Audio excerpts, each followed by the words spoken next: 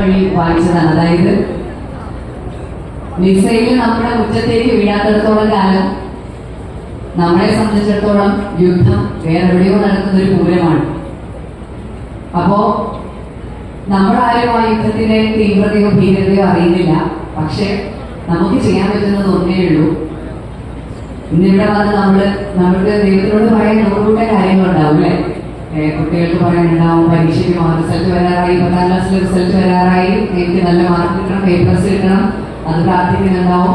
ജോലി ഇല്ലാത്തവർ ജോലി കിട്ടണമെന്ന് പ്രാർത്ഥിക്കുന്നുണ്ടാവും. അല്ലെങ്കിൽ വീട് വെക്കാത്തവർ വീട് വെക്കണം, വണ്ടി വേണ്ടവർ വണ്ടി വേണം. അങ്ങനെ ഭഗവാന്റെ മുമ്പിൽ പ്രാർത്ഥിക്കാൻ എല്ലാവർക്കും ഓരോരോ കാരണങ്ങൾ. ഇഷ്ടമുള്ളവര് തമ്മിൽ കല്യാണം കഴിക്കണം. അങ്ങനെ മൊത്തം പ്രാർത്ഥനകളുടെ പെരുമഴയാണ്. അപ്പോ അതിനിടയിൽ നമുക്ക് ഒന്ന് മാത്രം പ്രാർത്ഥിക്കാം. ഒന്നുകൂടി നിങ്ങളുടെ ഇഷ്ടങ്ങളും ആഗ്രഹങ്ങളും ഒക്കെ പ്രാർത്ഥിക്കുന്നതിനൊപ്പം യുദ്ധം എന്ന് പറയുന്നത് എന്നും നഷ്ടങ്ങൾ ഒരുപാട് ഉണ്ടാക്കുന്ന ഒരു അവസ്ഥ തന്നെയാണ്. അപ്പോ നമുക്ക് വേണ്ടി യുദ്ധം ചെയ്യാൻ സന്നദ്ധരായി പോകുന്ന, നമുക്ക് വേണ്ടി ജീവൻ പണയപ്പെടുത്തി മുന്നിലേക്ക് ഇറങ്ങുന്ന ആ ഇന്ത്യൻ ആർമിക്ക് വേണ്ടി നമുക്കൊരു നിമിഷം പ്രാർത്ഥിക്കണം. ഇന്ന് നമ്മൾ ഏറ്റവും കൂടുതൽ ഉറ്റുനോക്കുന്നത് ഏതൊരു വാർത്താ ചാനലും തുറന്നു വെച്ച് നമ്മൾ ആദ്യം കാണുന്നത് എന്തായിരിക്കും? പാകിസ്ഥാനിനെതിരെ ഇന്ത്യ എന്ത് ചെയ്തു അല്ലെ? അതല്ലേ എല്ലാവരും നോക്കുന്നത്. ആണെന്ന് ഉറക്കം നോക്കിയിരിക്കുന്ന എല്ലാവരും അല്ലേ? അപ്പോ പ്രത്യേകിച്ച് എന്ത് ചെയ്യും, എങ്ങനെ ചെയ്യും എന്ന് യാതൊരു ബോധ്യവും ഇല്ലാത്ത ആൾക്കാരാണ് അപ്പുറത്ത് നിൽക്കുന്ന പാകിസ്ഥാൻ. അപ്പൊ അതുകൊണ്ട് തന്നെ ഇപ്പുറത്ത് നിൽക്കുന്ന ഇന്ത്യക്കാർ ഒന്നൊരുമിച്ച് എന്ത് വിളിക്കണം? വന്ദേ മാതരം,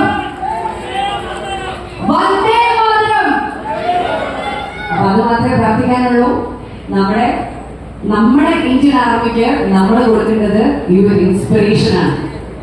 ഒന്നിച്ചൊറ്റക്കെട്ടായി നിന്ന് നമുക്ക് പോരാടണം. വിജയം സുനിശ്ചിതം. ഇന്ത്യ തന്നെയായിരിക്കും ജയിക്കുന്നുണ്ടാവും. എല്ലാ അർത്ഥത്തിലും പീസും നമ്മുടെ സമാധാനവും ഒക്കെ നമുക്ക് നിലനിർത്താൻ കഴിയട്ടെ. ഇനിയൊരു പഹൽഗാം ആവർത്തിക്കാതിരിക്കാനുള്ള ഒരു മുന്നോടിയായിട്ട് ഇതൊരു വലിയ യുദ്ധത്തിലേക്ക് കലാശിക്കാതിരിക്കട്ടെ. പെട്ടെന്ന് ഇതൊക്കെ മാറട്ടെ. നമ്മുടെ ജീവിതം, നമ്മുടെ സഹോദരങ്ങളുടെ ജീവിതവും സമാധാനത്തിലല്ല, ഇന്ത്യയിലുള്ള ഒരു സമാധാനം നിലനിർത്താൻ നമുക്ക് സാധിക്കട്ടെ എന്ന് പ്രാർത്ഥിച്ചുകൊണ്ട് ഒരിക്കൽ കൂടി ഈ പരിപാടിയിൽ പങ്കെടുക്കാൻ സാധിച്ചതിലുള്ള നന്ദിയും സ്നേഹവും സന്തോഷവും അറിയിച്ചുകൊണ്ട് നിർത്തുന്നു. Thank you so much.